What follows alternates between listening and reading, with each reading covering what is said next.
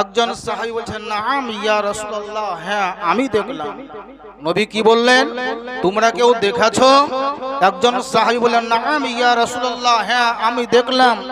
নবী জিজ্ঞাসা করছেন কি দেখেছো?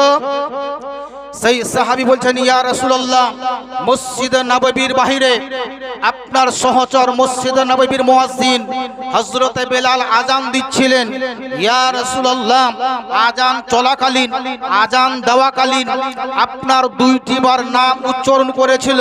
ইয়া রাসূলুল্লাহ, আমি দেখলাম হযরত আবু বকর সিদ্দিক এই জায়গায় বসে বসে আযানের মাধ্যমে আপনার নাম শুনে দুইটি বার মুখে বসা দিয়ে চোখে হাত বুলালেন।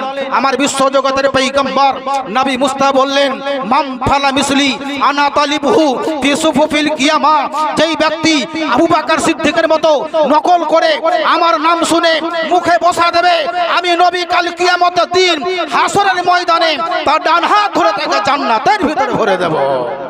মাম ফালা মিসলি আনা তালিবহু ফি সুফুফিল কিয়ামা। যদি নবীর নাম শুনে মুখে বসা দেওয়া শিরক হতো, নবীর নাম শুনে মুখে বসা দেওয়া যদি বেদাত হতো, নাজায়েজ বা হারাম হতো, নবী সেই দিনই মসজিদ নববীতে বাধা দিতেন না। নবী বাধা না দিয়ে সার্টিফাইড করে দিলেন, সিগনেচার করে দিলেন, যদি তোমরা কেউ আমার নাম শুনে মুখে বসা দাও, আমি নবী চিহ্নিত ভাবে কিয়ামতের দিন তোমার ডান হাতকে ধরে জান্নাতের ভিতরে ভরে দেব। সবাই মিলে জোরে